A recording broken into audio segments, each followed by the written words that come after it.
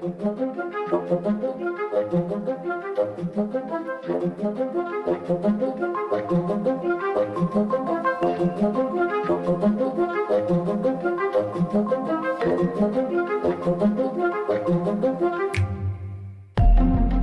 subject of today's episode is a tragic story of love and beauty lost. With an overbearing mother, complicit brother, and a weak and submissive father, the odds would be stacked against this young woman who wanted nothing but to be with the man that she loved.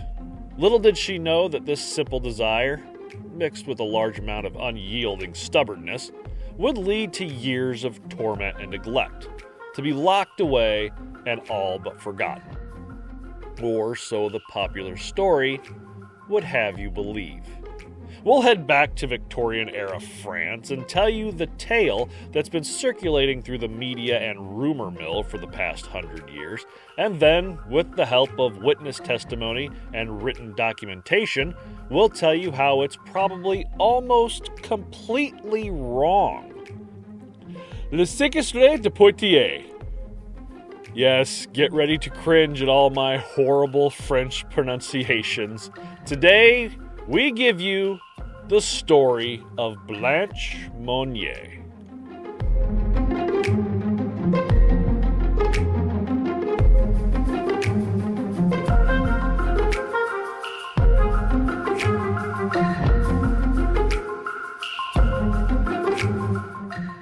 I'm Kevin Young. And I'm Ricky Bobby. If you're not chewing Big Red, then fuck you! Packs of wild dogs roaming the city. This is torture.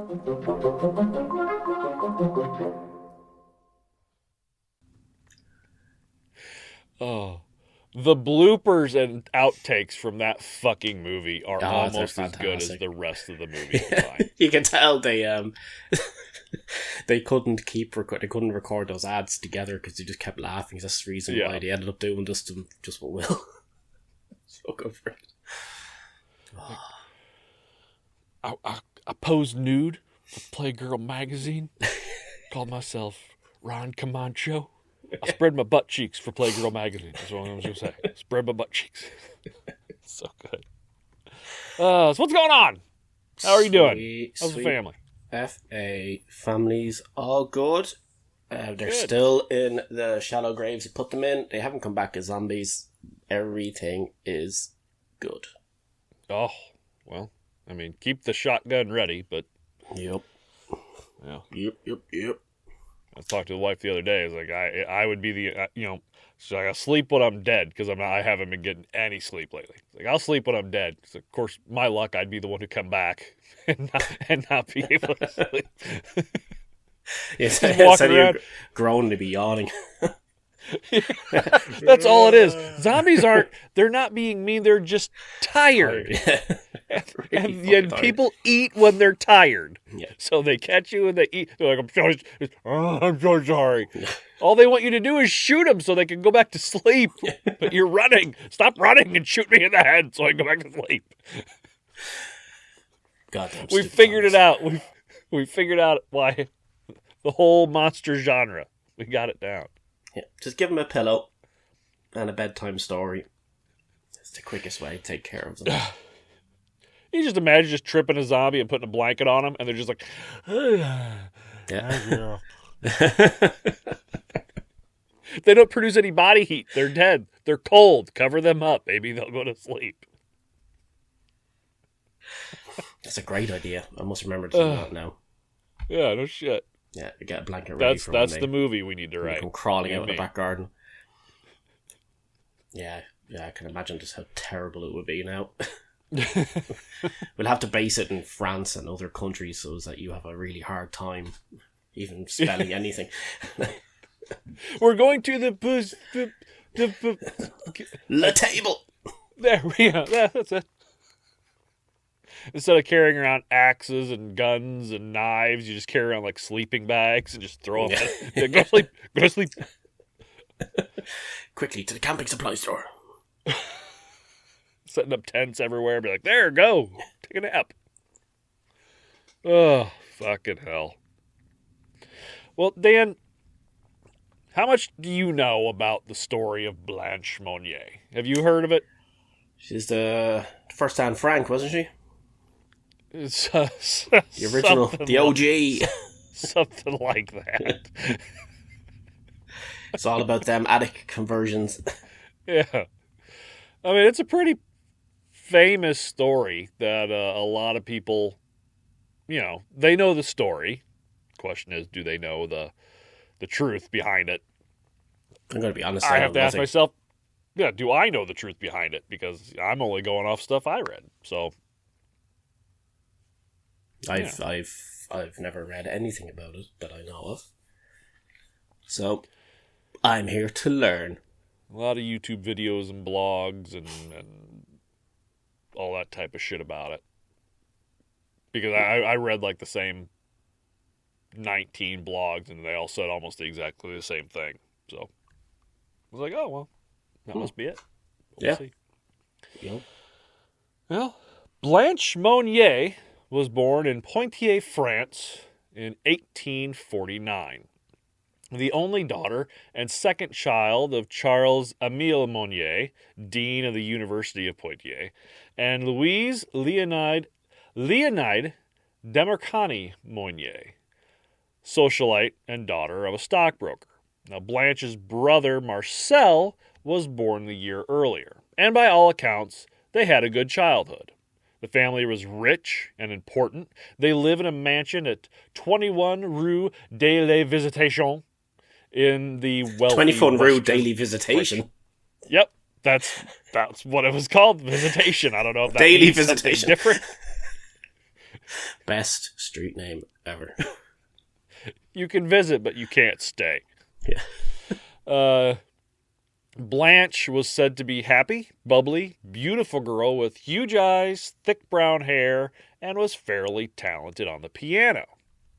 Now, Madame Louise Monnier was what some say, quote, the perfect example of someone who only did nice things to appear to be a good person. Yeah. No few of those. Awarded for her charity projects in the city by the Committee of Good Works, and seen by many in the town as a beacon of high standard, she was an absolute terror at home. Even Charles, who was said to be a good but weak man, was dominated by his wife. I mean, aren't we all? Aren't we all? Yes. It's gotten to the point where we're just going to say the same thing. We finish each other's sandwiches. Yes. Yes. But I mean, my wife's not a terror. She can be hard to handle sometimes, but she's not a terror. Mine is. as he looks slowly to the.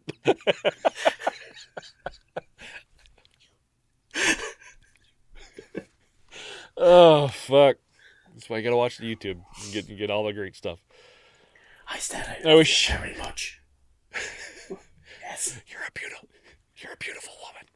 Put down the steak knife. Grandma, put down the steak knife. You'll get that if you listen to the extended episode. She ran the house and pretty much controlled everyone in it. Both of her children included. So much so that Marcel, who in his 20s was a lawyer and should have been moved out, was still living with and being manipulated by his mother. Charles died not long after the children got into their 20s, leaving them completely alone, minus staff, with their mother.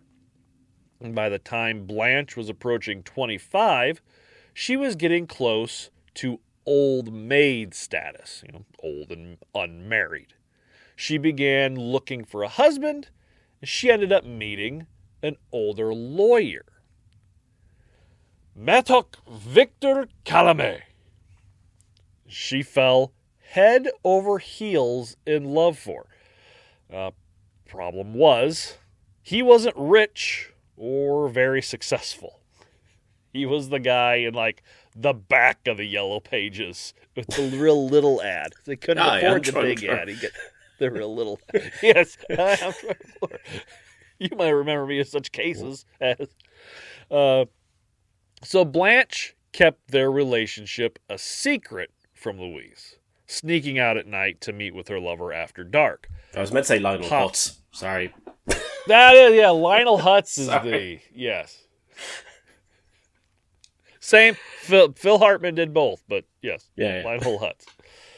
Now, possibly led by the popular romance novels of the time that she liked to read, she decided to fight for her love against the tyranny of Madame Monnier.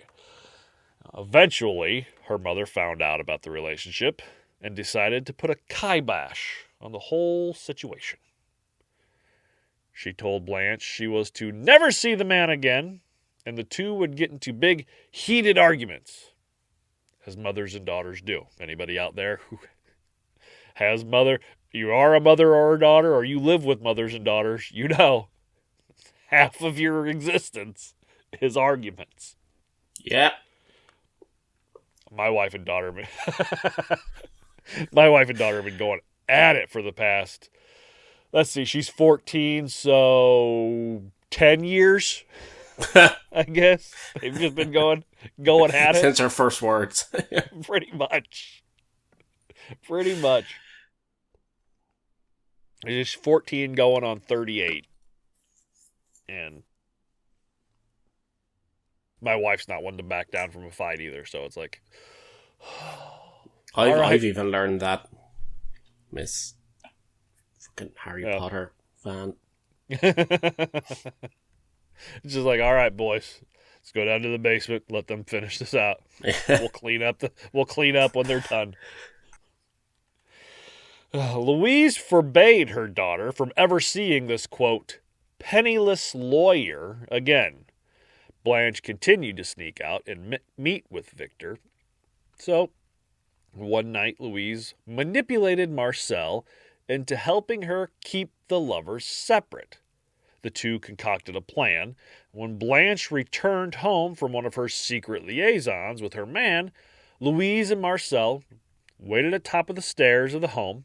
And once Blanche made her way up, the two grabbed her and dragged her into a small room in the attic. The shutters on the window nailed shut, covered with dark curtains, a straw mattress laying on the floor. They tossed her in, slammed the door shut, and locked it with a padlock. Shouting through the door that she could only come out if she promised to break up with her boyfriend. She pig-headedly refused, deciding to stay in the pitch-black room. Blanche would have to feel around the room.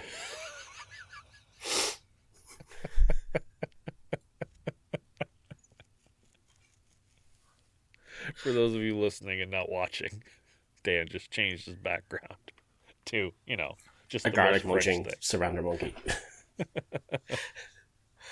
I like cheese and I don't know why.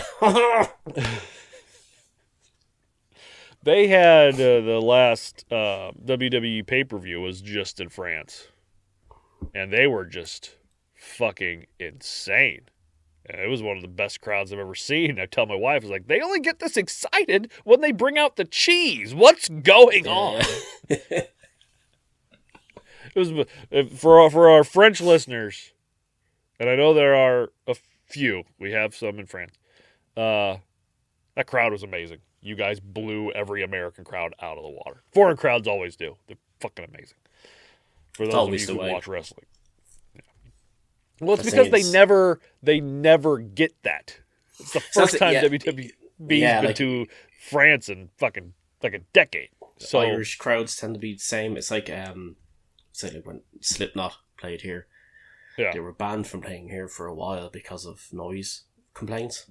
And the noise complaints were about the fans, not about the music. Yeah. The fans were too loud. And they were banned from playing for a while. Man. Yeah.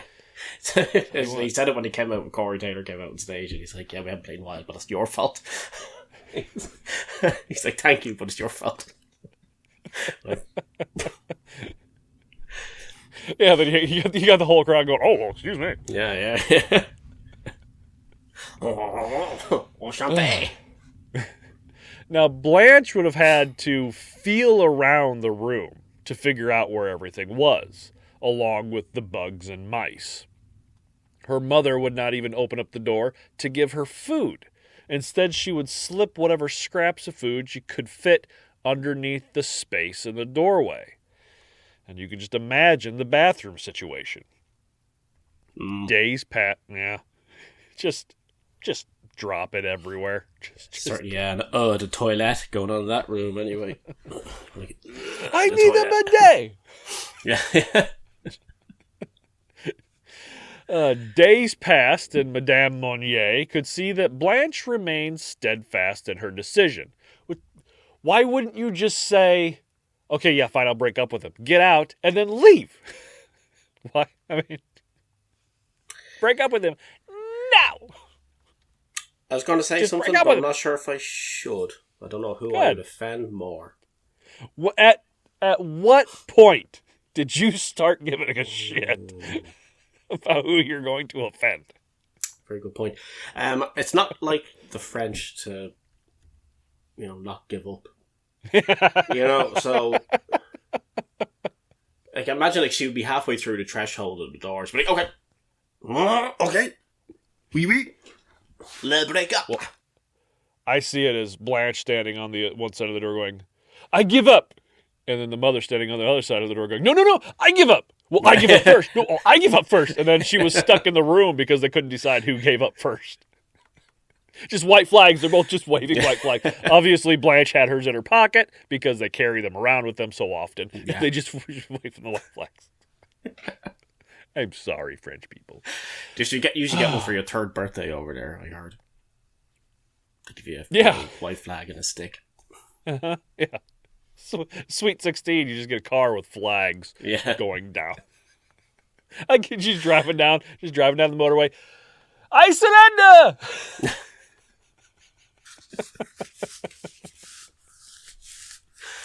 Poor French. I'm only messing. The poor rest was having to put up with the French. That is a vicious stereotype. Yeah. Days passed, and Madame Monnier could see that Blanche remained steadfast in her decision as she began to tell her friends in town that Blanche had disappeared in the middle of the night, and she gave a good show with fake crying and all that bullshit. And if Victor had stopped by the house to look for her, he would have been given the same story. What happened to Blanche? They came at night and took her from... I mean, you got to imagine at some point that story just gets longer and more detailed. It's got ransom notes and whatever else. She went to get the Le Baguette and she never came home. That's what happened. She went to get a packet of those really long, skinny cigarettes. Yeah. And she never came home. That's what it is. Some Virginia Slims or whatever the French equivalent is of Virginia Slims. Yeah. Like Bordeaux. Meanwhile, Slims. Le Bordeaux Slims. Meanwhile, Blanche became thinner and thinner by the day, living in her own filth, left alone in the dark, very little to eat, and after a while, she began to lose her mind. She would spend her days yelling at the closed window for help, but help wouldn't come. Jump forward 25 years to 1901. Jesus. And an anonymous letter arrived at the Paris Attorney General that a young woman was being held captive at 21 Rue de la Visitation. What the fuck? 25 years. Jesus Christ. Come on. Oh, see, you've obviously bought one of those French computers that just decided to give up on you. There, I sent you that they'll have you read it. Oh. Because again, yeah. Prepare myself. Yeah, go ahead and read through it a couple times. What the? Oh, okay, hold on. my French accent is not as good as Dan, so Dan, you can go ahead and read the letter. Every time I try to do it, it's coming out half Russian on me. So, hello, comrade, Monsieur Attorney General. I have honor to inform you. It was like Creole. I have the Monsieur Attorney General. I have the honor. The honor. That's half fucking German. God. Dear Lord.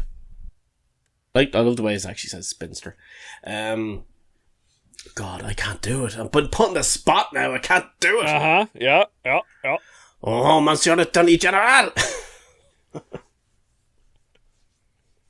Keep going. I have the honor to inform you.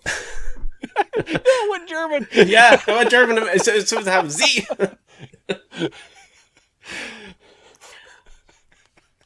I'm trying too hard, you see. That's what it is, you know. Monsieur Attorney General, I have the honor to inform you of an exceptionally serious occurrence. It's still going very German. That's the problem. German. I don't know what is happening to me here now. Why is this happening? We'll just pretend a German person sent it over. It's okay. A German person. I speak of a Spencer who is locked up in the Madame Monnier's house, half-starved and living on a putrid litter for the past 25 years. In a word, in her own filth. I told my wife, I was like, I'm going to have Dan do this in his French accent because it's so much better than mine. Usually it is. And then I don't know what's happening. And then I'll read it again in my really bad one, and people can see how much better he is. And no, we're going to do German today. He does it in a German accent. Ho, ho, ho. Monsieur Attorney General. Monsieur Attorney General. You have to put like a bunch of food and just put a bunch of like milk in your mouth. I have the honor to inform you of an exceptional serious occurrence. Mon ami. I go Creole. Cookie Monster earlier. Cookie. I speak of Spinster who is locked up in Madame Monnier's house. Nom nom nom nom nom nom. Monster needs a hug. Have starved and living on putrid litter for the past 25 years. In a word, in her own filth. We're making light of a woman's torment. How dare we? I thought that's what this whole point of this podcast was. That's the whole point of the podcast. Yeah. Okay, so for people who didn't get that, as Monsieur Attorney General, I have the honor to inform you of an exceptionally serious occurrence. I speak of a spinster who is locked up in Madame Monnier's house, half-starved and living on a putrid litter for the past 25 years. In a word, in her own filth. The police showed up to the house to investigate, and when they knocked on the door, no one answered, even though they could hear movement from the inside. Madame Monnier, nobody's here! We can hear you inside. No, you can't! You know what the French is for door? Huh. Le door. Le door? Yep. Open the door. The what? Le door. Oh, okay. I did not understand you. And they could see a flutter of curtains moving as Madame Monnier peeked out the window. We can see you. I can't. Now it's just a Monty Python skit. It's just turned into it's just you Michael smell of Palin. elderberries. It's Michael Palin and Terry Jones just to drag with their windows with their heads out the door. Graham Chapman just banging on the door. I can see you. I fought. She's sitting on the roof. I fought in your general direction. Your mother wears combat boots, and your father smells of elderberries. We're going off the rails. They decided to break in and search every room for this captive woman. And they did. They just kind of went through the entire house, just breaking down doors that they needed to. But when they opened the attic door, which was padlocked, they saw the skeleton-like Blanche Monnier. Now, by this time, she's 50 and hasn't seen sunlight in 25 years. Totally naked, hiding herself from the light with a blanket while she laid on a rotten straw mattress, covered in her own excrement. Food crumbs and vermin, shit and vomit strewn across the floor. Terrified and deranged, she only weighed 55 pounds. Oh, Jesus. Yeah, 25, I think it said 25 kilos. The officers didn't even want to enter the room due to the overwhelming smell. Do you want to try it again, or should I just do it on my own this time? The smell. One policeman... I can try if you want. It's up to you. Oh, Monsieur Attorney General. I have the honor to inform you of the exception. It's a Oh, jeez. Oh, this is a longer one. This is a longer one. The unfortunate woman was lying completely naked on the rotten straw mattress. All around her was formed a sort of crust made from excrement, the scheisse, yeah, fragments of meat, vegetables, fish, and rotten bread. We also saw oyster shells and the bugs running across Mademoiselle Monnier's bed. The air was so unbreathable, yeah. It was like a shower in the German shower. Oh, Jesus. The odor given off by the room was so rank that it was impossible for us to stay any longer to proceed with our investigation. Yep. Oh. For those just tuning in, and why you would just tune in right in the middle of a podcast, I don't know. That was supposed to be French. Oh, That's French if the Germans had won.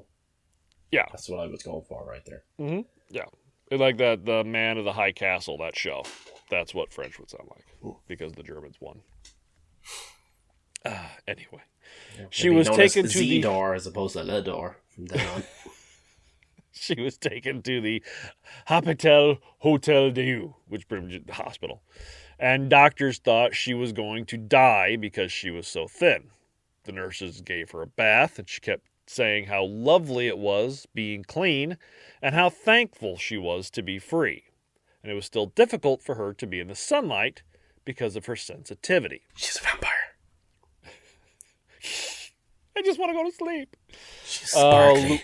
She's sparkly like a vampire. She's like, say it. Say it. And the nurses are like, you're a vampire. Say it again. Louise and Marcel. We just dropped some luster on your arm there. Monnier. Twilight. Yeah. Boom. Louise and Marcel were taken in. Marcel, most likely coached by his mother, said that Blanche was an angry woman who was full of rage and that they believed she was mentally ill. He said only a crazy person would choose to stay in solitary confinement over agreeing to break up with someone. And this was why they kept her locked up. They figured that she must be crazy and deserved to be imprisoned. He also tried to claim that she never even tried to escape the room, and that after they locked her in there, she simply accepted her fate and decided to stay. She gave up. Why did you do all this stuff to this woman? Well, she didn't even try to stop us. Yeah, she didn't put up a fight at all. I mean, really, whose fault is it? She could have at least, tried to stop us. It's like, go to your room. And she went. It's the craziest thing. She did what I told her to do. However, Blanche never acted violent towards any of the doctors or nurses. She just continued to thank them for cleaning her. So the whole she was an angry woman thing didn't add up a whole lot. Louise was found guilty of kidnapping, but died only 15 days after her capture. Marcel was found guilty and was sentenced to 15 16 months in prison for kidnapping and locking away your sister for 25 years. For 25 years, yeah. We're going to give you 1 month per year. That's like 25 months.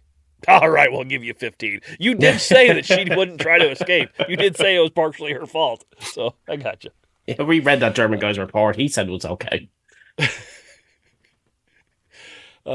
He said it smelled like Schneiser, but I don't know what that means. So I just I don't speak German. He didn't put le in front of it. Had no clue what he was talking about. He appealed the decision, citing that he was not responsible for his sister, and since at this point there was no Good Samaritan law on the books in France, he was able to walk free without spending very much time in jail at all. Now, unfortunately, Blanche's mental capacity had declined to the point that she couldn't live on her own, and they wouldn't dare place her with their brother, so she was sent to Blois Psychiatric Hospital, where she lived the rest of her life out, dying in 1913, never getting to see her beloved lawyer ever again, since he died just a few years after she was locked up in the attic. Going on year 12. You want to give up that relationship? Now! And they're just standing outside the door going, little does she know. He gave up on life like a true Frenchman long ago. See? You hear the Creole stuff? Long ago, mon ami. Hold on. At least it's closer, realistically, Creole is to... He gave up on life, man. Yeah. I could go Jamaican with it. Go really bad Jamaican with it. Now, this is the story that most people know. The one you see in the YouTube videos and the blogs. And that's where I found out about it. And I figured, wow, a woman locked away in an attic to live in complete darkness, wasting away to nothing in her own filth by her own mother. This was a textbook true torture story. And there is a chance that it's true. At least some of it is. There are police statements and witness testimonies that Blanche was severely thin and covered in shit and out of her mind and found in a locked attic. And neighbors testified at Marcel's trial, said that they could hear someone shouting for the police from somewhere near the home. But it's like I made a complaint. It's like, honey, can you hear that? Sounds like somebody shouting help and for the police again. Keep saying police. It's like, oh, but they're not saying le police, so therefore I cannot be them. Oh, okay. I mean, must be, la police. Yeah. La police. Yeah. Oh. We don't know where they are. Yeah. Just somebody shouting. Quickly, write a strongly worded letter. Well, it's like when we covered Gary Heinrich, and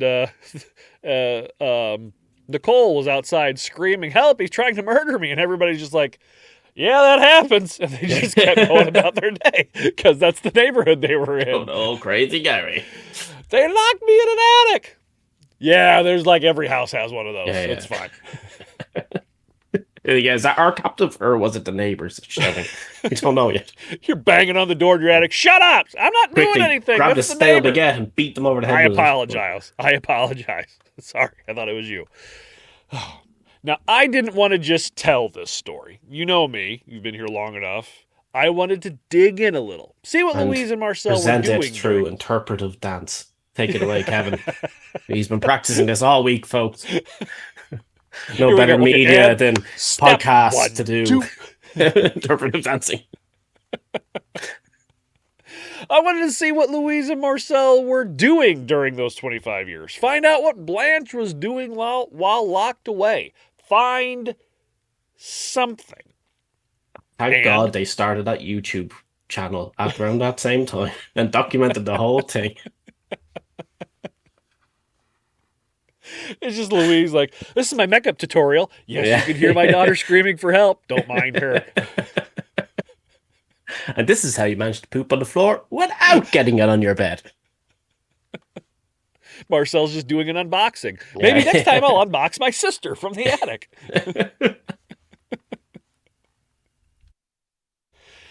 Okay, Now, unboxing videos. I got a better one. Oh, God. It's just Marcel sitting there going like this. Pointing at the attic. Pointing up. Top 10 women stuck in attics. Number 1, Anne Frank. Number 2, Blanche Monnier. Who's Blanche Monnier? Don't ask. Yeah. God, I hate thinking that. Oh. Today's episode is brought to you by podup.com. Let's be honest. Whether you want to admit it or not, you've probably thought at some point to start a podcast. Podcasts are fun. Podcasts are fun. You and I have a good time on here, Dan. Just get on, talk junk. Yeah. I mean, it's some dark content. What we're talking about isn't necessarily fun, but we make it fun. We have a good time, and we would never even met each other if it wasn't for podcasts. So that's true. Podcasts and Canadians. Podcasts and Canadians. Little D&D thrown in there. I mean, change your life. Well, there are about 5 million podcasts out there, and around 90% of those stop after just 3 episodes. That's including about 1.8 million that stop before they even start, which we know a thing or two about that, to be fair. Yeah, we do, unfortunately. Quite a few still on the drawing room floor. So. Yeah. And of those that do get started and past that 3 episode mark, about 90% of those don't get past 20 episodes. And there's a reason. Podcasting is hard. Well, successful podcasting is hard. Yeah, it's not just sitting in front of a microphone and talking for an hour, even though sometimes that's what it is for me. It's recording, audio editing, video editing, social media, promotion, blah, blah, blah, all the stuff that Kevin does. And I do. And finding and paying for all that software to use can be just as big of a headache, not to mention expensive. Well, with PodUp, you can have a one-stop shop for everything you need to take your podcast to the next level. With 35 powerful modules with AI integration and one software, you can create, publish, grow, monetize, and manage your podcast with a simple, easy-to-use interface. Everything from a site builder and recorder to editing for video and audio, live streams, blogs, and transcriptions. Legal, newsletters, SEO. Setting up shops, getting ads and sponsorships. Managing your workflow, files, and even backing up your content. Set up an account today and get 14 days free. And even schedule a demo with one of PodUp's podcasting experts to see how to start producing and monetizing your very own podcast. And when you're ready, use our exclusive coupon code TORTURE15 for 15% off whichever package you decide to go with. And if you're a professional that's even too busy for that, go to podallies.com. Yeah, their done-for-you podcast production and marketing service will take care of the dirty work for you. Dirty.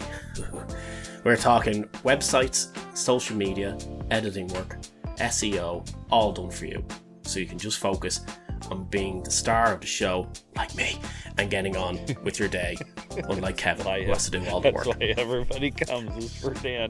And this team of experts will use PodUp software to put your podcast on the map where it belongs. See, they're using PodUp software. It's all one big circle. It's always coming back around.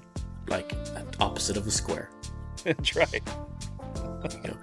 So, go to podup.com and podallies.com and use our coupon TORTURE15 for 15% off. That's TORTURE15 for 15% off. Podup.com, the ultimate podcasting platform. Now, through extensive research, which required me to go to more than one Google page, I found that the story everyone seems to know might not be 100% accurate. Well, hell, even the pictures everyone has seen of Blanche pre-internment, the 2 of the beautiful young women that everyone has been told is a young, vibrant Blanche Monnier. Let's see if I can...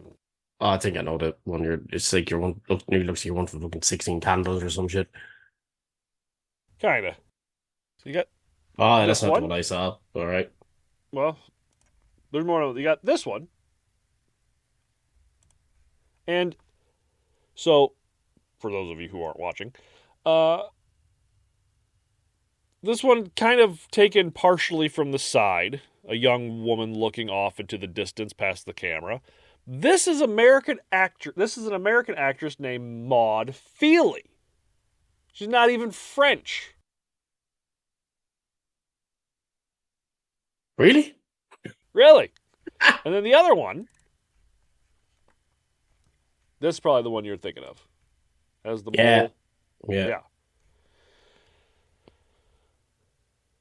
Yeah, that's the Probably exact an one. even more famous picture, a woman looking to the side into the camera holding a bouquet of flowers, is of an unknown woman that is dated 1914, a year after Blanche's death.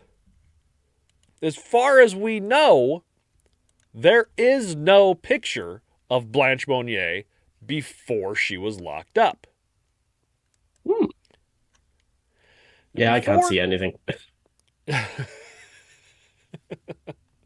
now before I get into it, I need to preface that all the information I got for the alternative to the story are from French sources. Now, you could take that one of two ways. You could say, well, sure, it happened there. They would know how it happened. Everyone else just got it wrong or embellished. Or, of course, you could also say that countries like to cover up the horrible stories like these and make them off to be not as big an issue as they really are. Anyone who's seen Godzilla in 1997 knows the lengths the French will go to protect their image. Anybody who celebrates Thanksgiving Yeah, will also or know. Columbus Day, Hmm. or really any American holiday or British holiday because, we just kind of took shit from everybody else. Yeah. So let's start with the mother. Louise was, by all accounts, a difficult woman to live with. She was nervous, high strung, and had poor personal hygiene. During Marcel's trial, one maid testified that Madame Monnier wore the same dirty dress every day. And another told the story of how that she complained that her children ate too much and ordered that they be served bread intended for the dog. Now, Of this course, the wasn't... French give their dogs baguettes, like. Going to make a sandwich? Not with that bread. That's the dog's bread. Yeah. It's in the shape of a bone, like spaghetti. Now, this wasn't because they weren't rich. Or it's like, we have to save money on food, At the time of her death, Louise had about 300,000 francs in her account. I went to the inflation, because I like to go to the inflation calculator and see exactly how much it is from then to now. It's usually easier with dollars than it is with some foreign currency, because for some reason, foreign currency changes a lot year by year. Who would have thunk it? So I couldn't... The closest conversion I could get from 1901 francs, which obviously aren't used anymore, to what would be a euro pretty much now, is the 300,000 francs would equal up to like 900 million euro, which there's no way in hell that's true. That can't be right. That can't even be close to right. But it would make sense that it would be probably over 1 million, maybe a little more. So they had money, but I don't exactly know how much money. Dan, if you're able to find it, let us know. But the only one I could find was one that changed it from ancient francs to euros, and it was $900 million. Or, yeah, 900 Really? million euros. Yeah. That's It's all I coming could up find. here saying, let me see now. I say, one franc back then is worth about €4 now. Apparently, according to something I just looked up. That can't be right. Okay. So then Like, 1.2 million? Probably about that then, I guess. How much did she say she had? 300,000. Yeah, close enough to 1.2. A Yeah. little bit over So 1.1, they had plenty of money. 1.15 or so. Definitely not Yeah. the 900 million that one of those sites wanted to tell me. No, and a But they had million back plenty then as well is like, I know that's like a rough, but a million, the equivalent of a million back then is also way more than the equivalent of a million now. Yeah. If you get me, like a million now doesn't go anywhere near as far as the equivalent of it back then would have. Oh, no, nowhere near. Like you buy your fucking house mansion for the same as you pay for a fucking slice of bread now, I'd say. So Louise controlled both her husband and son. A piece of bread, as long as it was, not the dog's bread. no, that costs about the same as your average apartment. She was saying give them the dog's bread because it was better than human bread. She was doing something good for her kids, and the maids just didn't understand. Louise controlled both her husband and son, and tried to with Blanche, but it was very different with her. She was more rebellious, challenging her mother's rule, and the two clashed frequently. So that part is about the same. Now, Blanche Monnier is said to have had a happy childhood, in spite of the constant fighting with her mother, as we talked about. As she grew older, she became more interested in religion. She even studied at the Christian Union to become a nun. And it was during this period that Blanche began to have, quote, mystical experiences, or religious visions, pretty much. Saw a picture of Jesus in her toast. It's the dog's toast. Yeah. Dog Jesus. I gave my life for you. I used to have a picture of Jesus toast as my toast. WhatsApp image for the longest time. Oh, yeah? Yeah. That's me now. You know how much I love me a bit of Jesus. And you know how much I love my toast. Yeah. Jesus now, on toast. These visions led her to spend more and more time alone in her bedroom. She would refuse to eat, maybe as a religious fast, but that would, over time, develop into anorexia. Now, in 1872, at the age of 23, Blanche fell ill. There we go. There it is. I completely see Jesus. Unless you turn it upside down, then it's something completely different. Get that and you make a good old a grilled cheese. It's Grilled Jesus. grilled cheese. Grilled cheeses. Yeah, I go back There to we go.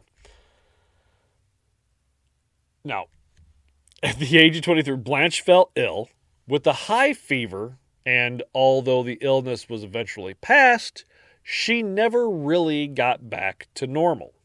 Blanche was suffering from serious mental issues by this time. She refused to wear clothes in the house and would stand naked at the window of her bedroom, visible from the street. It's believed the fear of this exhibitionism led to her parents boarding up her windows. Huh? Said the dirty dog. Yeah. Blanche's visions were more than likely the beginning of schizophrenia, which she was eventually diagnosed with. Not to mention that there is documented proof and witness testimony that Blanche was under the care of at least 2 family doctors at the time she was supposedly locked away. One of these, Dr. Grihenu, Phil. which is probably wrong, would have been the one to make the initial diagnosis when Blanche fell ill as a young woman. After his death in 1882, a Dr. Sidaverna took over as the family practitioner. It's going to be Dr. Nick Riviera. Hi, everybody. Hi, everybody. Hi, Dr. Sidaverna. In a statement...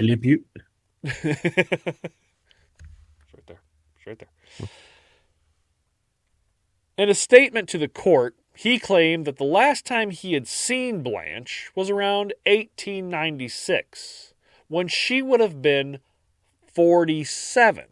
And if the story was true, then this was 20 years after she was locked away. In the opinion of the doctors and nurses, Blanche was incurably mad. In light of this diagnosis, the Monniers, for whatever reason, decided against sending Blanche to the hospital or asylum. More than likely because it would hurt the family's status. So you're keeping up appearances. To have a daughter in a mental institute. Sorry, Where's the son? Instead of taking care of your mentally ill daughter, it's better for appearances to lock her in the attic and leave her there for fucking 50 years or whatever. Damn, these people. Pretty much. Yeah. Where's your son? Oh, he's in law school. Where's your daughter? Oh, locked away in the attic. What was that? Well, your French accent's getting better anyway. Locked away in the attic. In the attic? Yes, locked away in the attic. They told me years ago where she was, but I couldn't understand because they said the instead of the. Now, Marcel Monnier said that after his father's death, and in spite of his repeated pleas, his mother would not hear of Blanche going into a hospital because it was against her dead husband's wishes. This would have been the last time Blanche was examined by a doctor, because in 1897, a third doctor, Dr. Chiron, became Blanche's mother's doctor. And not only had he never seen Blanche, he wasn't even aware that Louise had a daughter. So if the locking up in an attic with a padlock took place, probably wasn't for a full 25 years. It was probably only for 4 or 5, which is still bad. Yeah. Don't get me wrong. How long was she locked away? It looks like 25 years. Nah, it's probably only 4 or 5. Oh, well, fuck it then. Yeah. Did you say that? She's fine. Lock her back away. She can do for another 10, 12 maybe. Now, when Blanche first fell ill, the Monniers hired a nurse, Mary Fazzy, to look after Blanche. According to the and it's Fazzy as F-A-Z-Y, not Fozzie like the bear, F-O-Z-Y. Waka waka! You're covered in your own excrement. Hi, waka waka! A lot of Muppet characters coming out today. I'm grooving with it. Fucking love the Muppets. Now, according to doing the D&D thing where you have Bert and Ernie. What's wrong, Bert? Hello, Bert. I cast Rubber Ducky.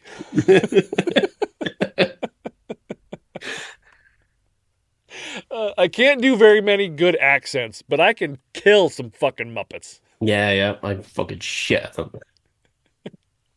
I'm pretty good at Muppets. Now, according to one day we'll just have to do a Muppet-themed torture episode. It'll just be Kermit talking about how he got sat on by Miss Piggy and he couldn't get back up for days. Now, according to the trial transcripts, Marie Fazzy was either a devoted caretaker and the only person who could calm Blanche, or a drunk. It's one or the other. Either she gets along so well with Blanche, or she's constantly wasted. A little from column A, a little from column B.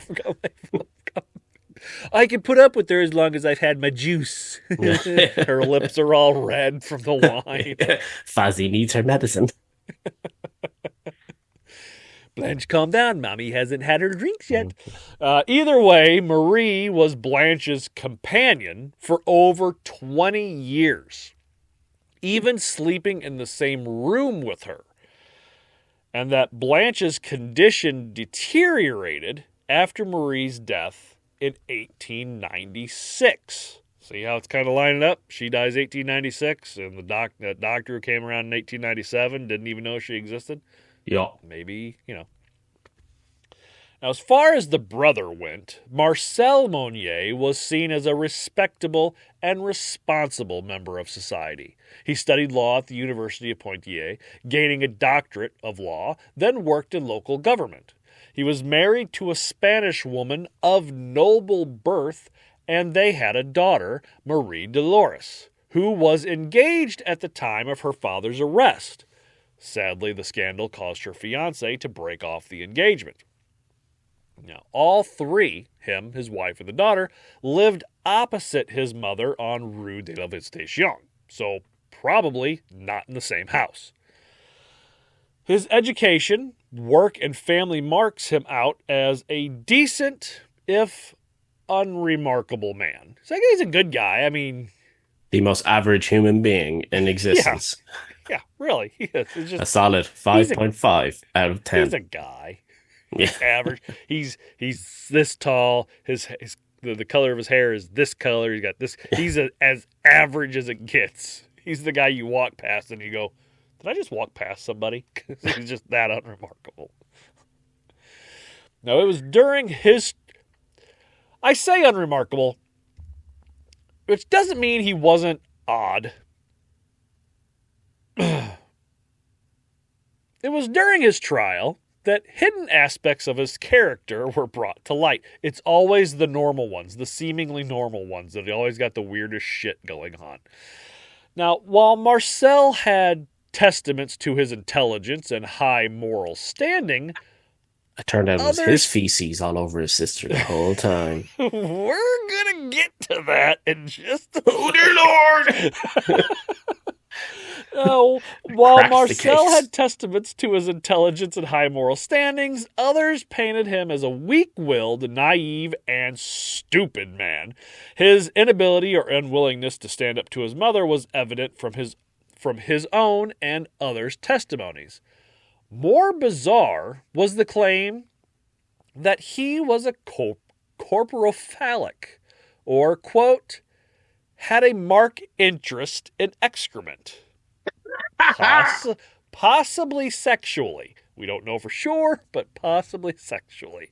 His former housemaid said that Marcel used bedpans rather than the toilet, and that one time he carried a full bedpan into the living room where his wife and daughter were sitting, closed the windows and doors so that they could better appreciate the smell. Imagine him walking into the bedroom and be like, drop trow, I lay a cleaving steamer upon my chest. Upon my chest. I thought the same fucking thing. Yeah. Same fucking thing. Rock your fucking socks off. Yeah. Hey, what else popped in my head is I bet he would be a huge Amber Heard fan. You seen Aquaman or Aquaman 2? Yeah, it's okay. I only like it when hair is on there. There's something about her. There's something about her. Is it Hera? No, it's not Hera. Who is it? What's her name? Heard? I don't know. I can't remember. I don't know. Her character, is it? Yeah. Is it Hera? I don't know. I just watched Aquaman 2 a few weeks ago. I should remember that. But I only like it when the girl's on there. Something about her. Don't we all? You just imagine him bringing it into the living room. Be like, absorb the smell. And the mom and the daughter will like, that's nice. That's nice, honey. Yeah. No. Really. And he starts closing doors and closing windows. Really get in there. Smell it. He's just standing above it. He's the sort that if you're driving the car, you'd be worried when the window goes up, not going down. Just her, on the door handle, just press that little button on the dash that recycles the air in the car at the same time. You know that one? Recirculates it. Oh, recirculates the air. Yeah. Breathe it in. Yeah. Yeah, it's gross. Yeah. Now, it's also worth noting that Blanche herself was diagnosed as being a corpophallic, possibly explaining why she was covered in her own feces. Now, all I can think about is that scene from What We Do in the Shadows, where he's sitting there with they're sitting at the table, and one of them's talking about all the weird things they're gonna do. He goes Coprophilia, and he keeps going Coprophilia. It's I don't know why I just had the image in my head of like with a flash dance with the London thing and the water coming down, but shit instead, and it's oh like god, him a bummer. And it doesn't even like pour down; it like comes out like yeah, and you can hear it just kind of on their body. Copies of Incest Digest all over the place. Apparently, Marcel would visit his sister almost daily to read her from newspapers and magazines. Usually straight after his morning coffee. That's what it was. He just pulls his pants down, squats on the floor, starts reading her the newspaper. Let's see what is on the news today. Oh, you see this? The French made ways on the front today. Because, World War The White Flag Factory is finally finished being built. Ooh, 2-for-1 on wine down at the saving fuck. Now, Marcel's trial for complicity to violence began on the 7th of October, 1901, lasted for 5 days. A great many people who had worked in the Monnier family home over the years testified in the trial. They were asked about Blanche's condition, the cleanliness of her room, and her ability to move around the home. And from their testimonies, a picture emerged that diverged greatly from the story that had been told in the press and on the streets. Like the fact that Blanche's presence wasn't a secret. Everyone who worked for the Monniers knew that Blanche was there and that she was ill. Plus, she wasn't locked in her room throughout her confinement. She was able to visit other parts of the house and had continued to play the piano for a time until her mental capacity deteriorated to the point where she couldn't do it anymore. I was going to say she's probably just on a leash and covered in shit as she's walking around the place. It's just Marie Fozzie behind her. It's got a harness on. Good girl, good girl. Thirdly, a great many people swore that for the 20 years that Mary Fozzie cared for Blanche, she was washed and her room was clean. Now these testimonies should be understood in the context of Blanche being a very sick woman who would soil herself, rip her clothes off, and destroy objects and furniture in violent rages. The court heard from someone who had been repeatedly called to the house over the years to repair items in Blanche's room, including the door. So, yeah. She obviously didn't give in to the padlocking that easily. Yeah. Maybe she's not as French as we thought. Yeah. Blanche would not have been an easy patient to care for, which is why when Mary Fozzie died, things took a drastic turn for the worse. At this point, Louise had seemed to have washed her hands of her daughter. All right, it might have been the only thing she was washing, since apparently she had horrible hygiene, but she washed her hands. Instead of replacing Marie with another nurse, Louise just used a succession of maids, untrained young women who were entirely incapable of managing the needs of a very sick woman. They were expected to sleep in Blanche's bedroom, most quitting shortly after. One maid told of how she requested clean nightshirts and bed sheets from the linen cupboard for Blanche, and who was incontinent at times, only to be refused. Louise said that Blanche would only rip them or get them dirty again. Can we have some new clean linens? She's incontinent. Nah, she's just going to shit on those too. Well, yeah, that's what being incontinent means, but she still needs them to be clean. She's just going to shit on it. But she still needs clean blankets and a clean nightshirt so she can start off the night clean, and maybe we can get... She's just going to shit on it. Yeah, like I'm going to wear a different t-shirt tomorrow, and that's going to have to go in the wash. Yeah. Doesn't mean I keep wearing the same one. Yeah. I mean, I might Even wear for the shit same on one it or not. tomorrow. That Yeah. depends. If I don't I'm get this working, one dirty, I might wear the same shirt tomorrow. if I'm working from home, probably. Yeah. Because I get up from bed, I put a shirt on, I just hang around the house for a while, and then I change into work clothes, go to work, and then I come home, I go to bed. I just put the same shirt on. It's not dirty. It's fine. It's fine. 5, 6, 7 days out of the, in a row. It's fine. Yeah. I don't have a problem. I'm fine. Don't worry. Kevin's sitting there with his underwear going like this. They're still good. It's not even underwear. It's just one piece of elastic I put around my waist. It's my underwear. Now, Blanche's condition had degraded 1899 when Louise entrusted 2 new housemaids, Juliette Depew and Eugenie Tabou, or Eugenie Tabou. Again, not good with the French names, so fuck off as you sit there laughing at me. Could have done it German, I guess. Doobie-doo-taboo. Eugene Tabou. With Blanche's care. Now, once again, they were young, inexperienced, and had difficulty getting their patient to cooperate. Blanche's mother didn't actively participate in her care. It is unclear whether she even visited her daughter at this point.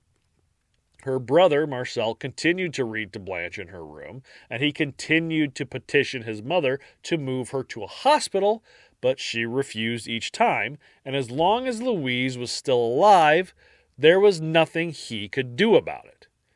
As it happens, Louise's declining health was what led to Blanche's eventual discovery.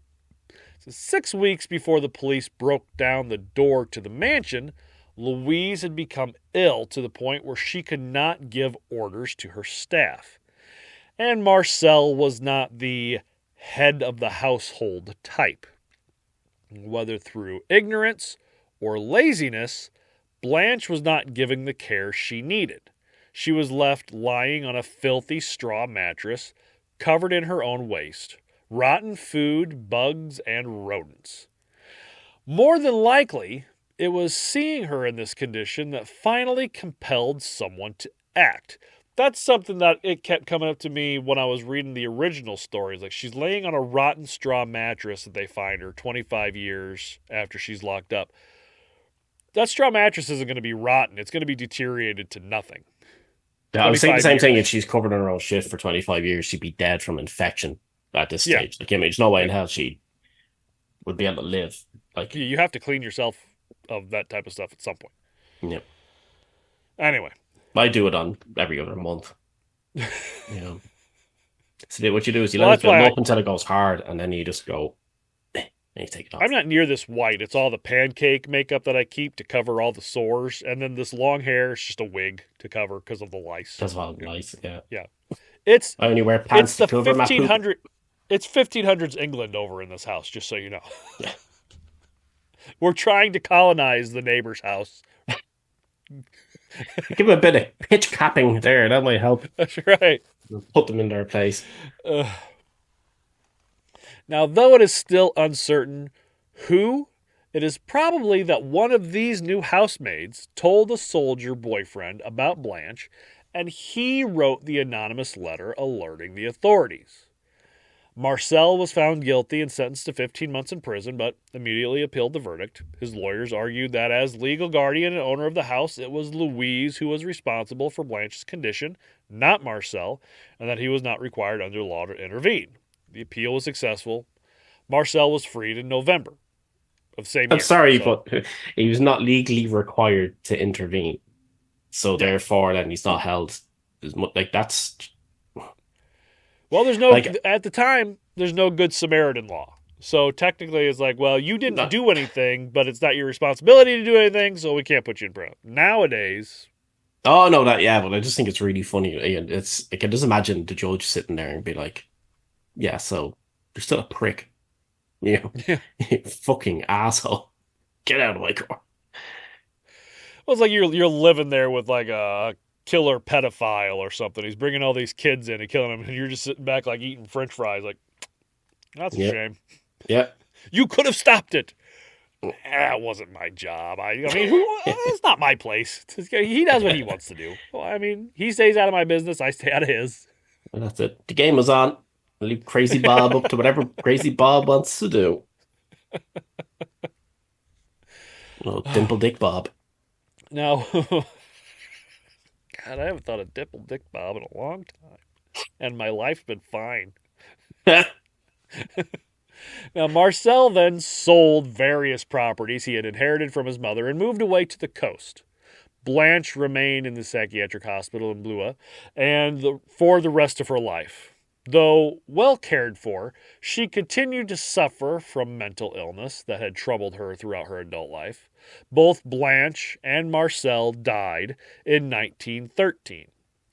So where do all the changes to the story come from? Well, obvious rumor concocted by the public and the press fed into the false narrative of decades-long imprisonment and neglect, but those rumors don't usually last for over 100 years. For that, we give credit to Andre Gide, who in 1930 used Blanche's story as the basis for his novel Anne Frank, Battle in the Attic.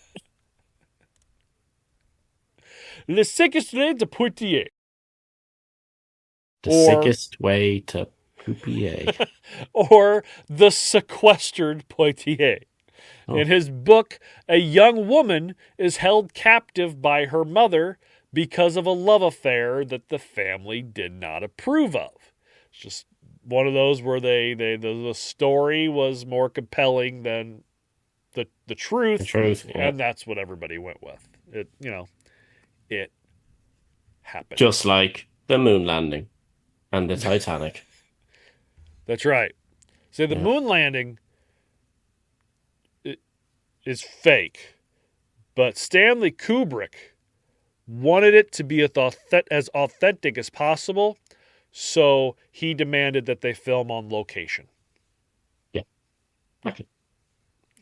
It's just like I could never get over the fact that Ridley Scott managed to put boats on the cameras on the Titanic, and at least then he didn't even make the movie. I don't know why, but he just knew in advance. He's like, "Gotta film this shit," and then some other asshole went and took all his footage and made a film. That's right. Yeah. So you two, don't worry about these cameramen following you all around the boat. Yes, they're gonna watch you have sex in a car. Yes, they're gonna watch you paint her up naked. It's fine. Don't worry about it. You'll be long dead by the time it makes any sense. Titanic, the Office edition. Do. It's just Jack sitting there. There's Leonardo DiCaprio sitting in a room going, yeah, it hit the iceberg. I mean, yeah. I don't know what you do now. But now we got to go have another meeting. Michael wants to have another meeting. And Andy just punched a hole in the wall.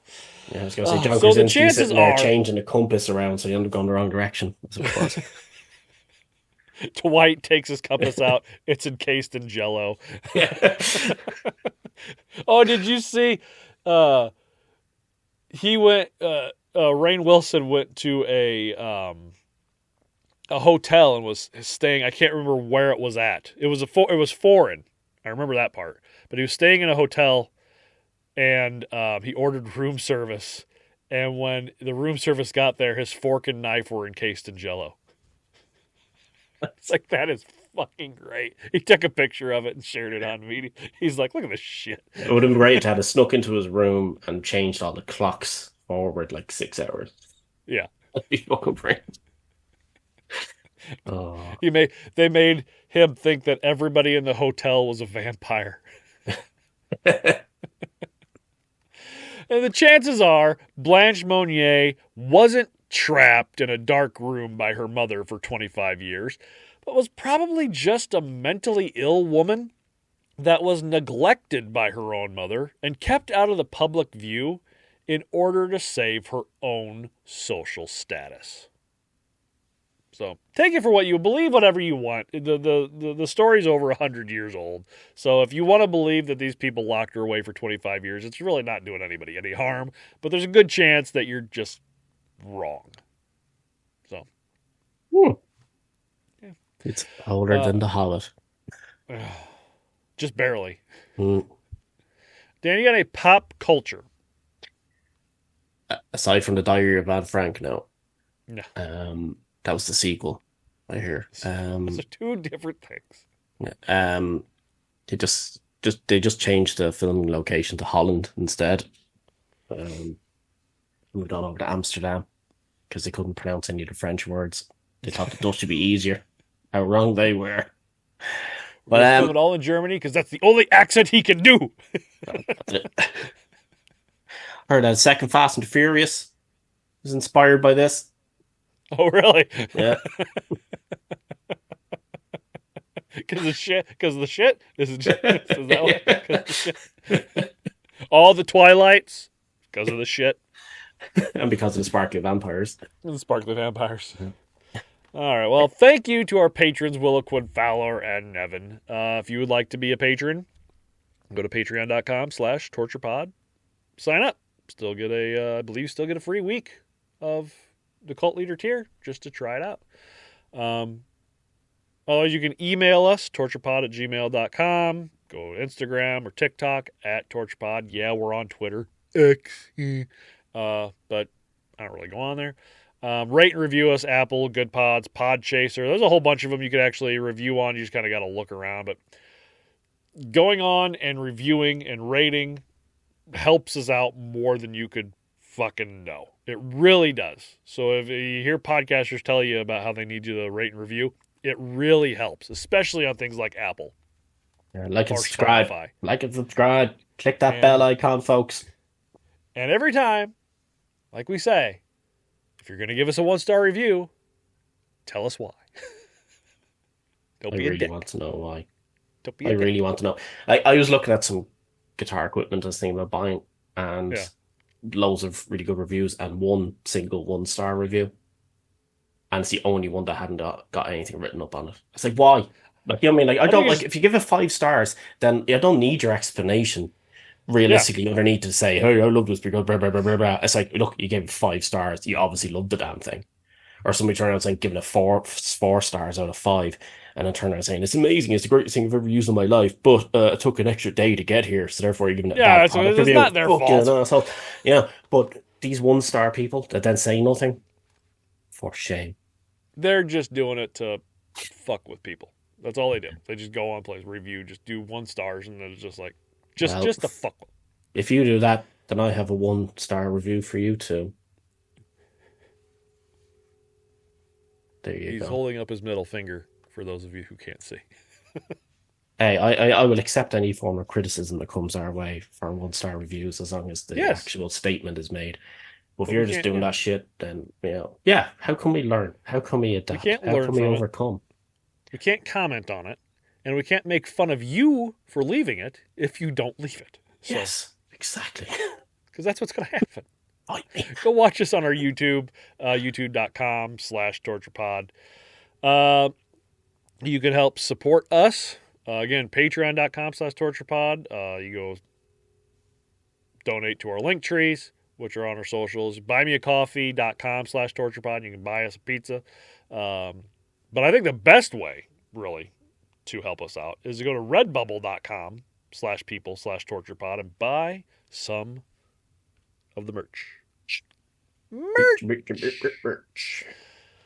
And also, thank you to our sponsors. Another way you could support us is by supporting them. I really appreciate it.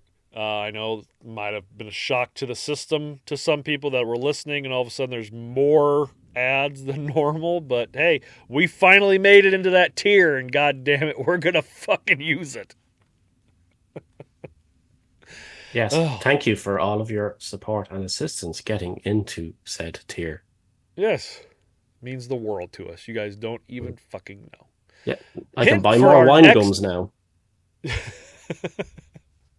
Finally take that trip to France and nobody understand what we're saying because we refuse to say "Lee" instead of "the." And they keep speaking a German accent. That is the Duskop. I almost said something, and then I didn't say something. I fucked it up completely. Never mind. Where is the Eiffel Tower? The Tower of Eiffel. There you go. The Eiffel Tower. I'll just do the Muppet voices for the rest of the day. A hint for our next episode. You'll never look at bar stools the same way again. Aroused? Possibly. That's the way it is currently, so you're saying I won't be aroused by them anymore. I see one and I go, yes, such sir, a turn off. May I have another? That's all Dan has in his house, just bar stools everywhere. You can't get anything done. It's fucking bar stools and dirty socks. Oh, yeah.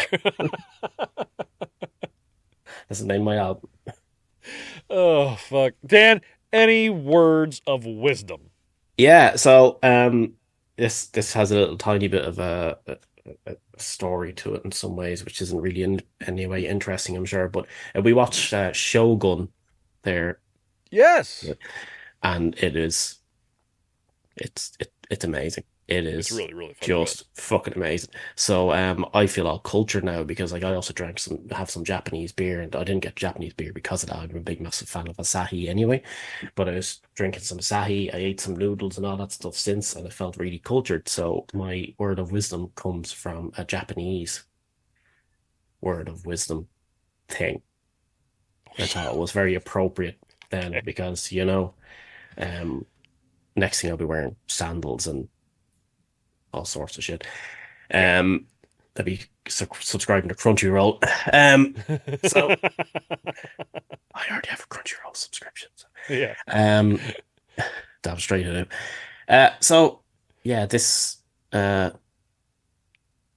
suppose fortnight's word of wisdom is the tongue is but 3 inches long, yet it can kill a man that's 6 feet high. Well, there you go. There you Let that sink in. And he drops the mic. Yeah. Boom. There it is. There it is. Now I heard with Shogun, the the time period it's set, Japanese, the language is different than it is now. So apparently what they did, the writers, they wrote the script in English and then had it translated to Japanese and then had it translated to ancient Japanese. All right. Not ancient, but a few hundred years ago. And then had that translated back into English so they could use the right closed captioning for it. Yeah. So they went through all that just to make sure that the language and the dialect was all the way it was supposed to be. That's cool. Well, my favorite part of the closed caption things where somebody says, it comes up saying like, yes, or thank you, or something tiny, and the person's going for ages. Thank you. It's like, well, no, the best one is what it's like. It just says weird music or something on the bottom. It's like, if you're deaf, how do you know? Yeah. How do you know what the fuck weird music sounds like? Ominous music or whatever, yeah.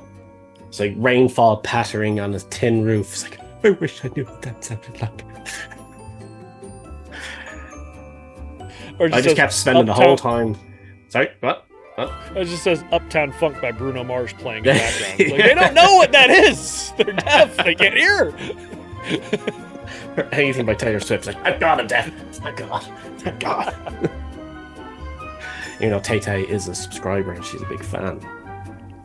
That's right. Tell all your friends that this is the podcast Taylor Swift likes. That's what this T stands for, my hat. That's right. T doesn't stand for torture. It stands for Taylor. She paid for it all. Yeah, she wanted to be the primary sponsor. Oh, there you go. He even got a tattoo and everything. She made me get it tattooed on me. Yeah, I got a picture of her on my t-shirt right here. Oh, God, that's mean. All right. Oh, fuck. Take care of yourselves. Take care of one another. We'll see you. Eat a dakibath.